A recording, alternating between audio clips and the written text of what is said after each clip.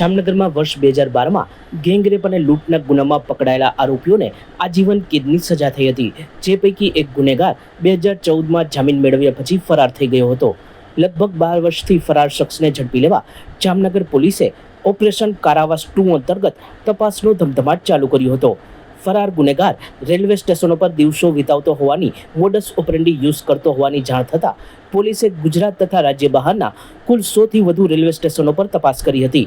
આખરે સાબરમતી રેલવે સ્ટેશનેથી તેને ઝડપી લેવામાં સફળતા મળી હતી.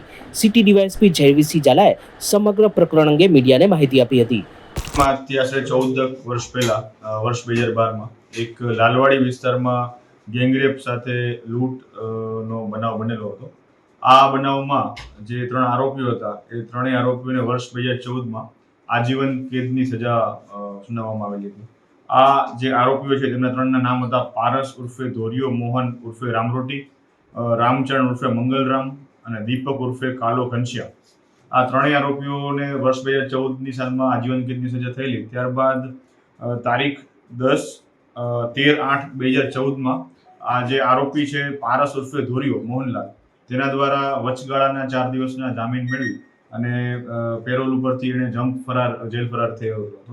ત્યારબાદથી એ નાસ્તો કરતો હતો. આ દરમિયાન અવારનવાર જામનગર જે પેરોલ ફરલો સ્કોડ છે તેમજ એલસીબીની ટીમ દ્વારા આવા જે પેરોલ જમ્પ આરોપીઓ હોય છે એના ઉપર ડ્રાઈવ ચાલુ કરવામાં આવેલી હોય છે. એ દરમિયાન અત્યારમાં હાલમાં ઓપરેશન કારાવાસ 2 ચાલુ હોય તો આ જે ઓપરેશન છે એના અંતર્ગત આવા જેટલા પણ આરોપીઓ છે, આવા ગંભીર ગુનાઓના આરોપીઓ છે કે જે હાલ જેલમાંથી ફરાર થયેલા છે, એ આરોપીઓની વોચમાં હતા.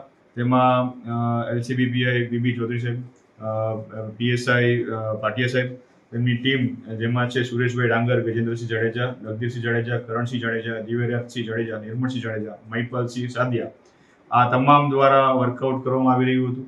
જેમાં આ આરોપી છે પારસ ઉર્ફે ધોરિયો મોહનભાઈ, એ અલગ અલગ ટેકનિકલ અને હ્યુમન ઇન્ટેલિજન્સની મદદથી ચેક કરતા એ ગુજરાતના તેમજ ગુજરાત બહારના ઘણા બધા રેલવે સ્ટેશનો ઉપર આશરો લેતો હોય તેવું જાણવા મળેલું હતું.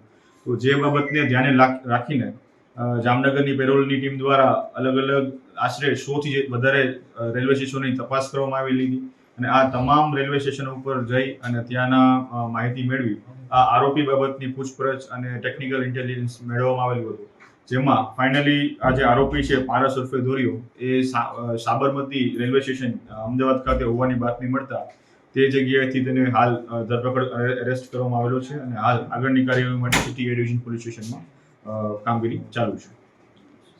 આરોપીની ઓળખ કેવી રીતે થઈ? જે આરોપી છે અગાઉ પકડાયેલો હતો, અનડિટેક્ટમેન્ટ ગુનો ડિટેક્ટ કરવામાં આવેલો હતો. ત્યારબાદ વર્ષ 2014માં જ્યારે તેને આજીવન કેદની સજા સુનાવવામાં આવી હતી, ત્યારના એના ફોટોગ્રાફ્સ અને ત્યારના એના જે રૂપ હતું એ અગાઉના આપણા કેસ પેપર્સમાં મળેલું હતું.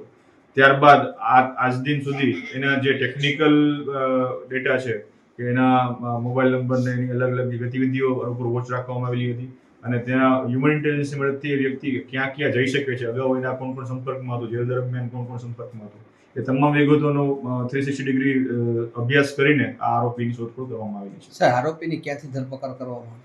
આરોપીની સાબરમતી રેલવે સ્ટેશન અમદાવાદ ખાતેથી. સચોટ સમાચારો સૌથી ઝડપી મેળવવા માટે અમારી ચેનલને સબસ્ક્રાઇબ કરો.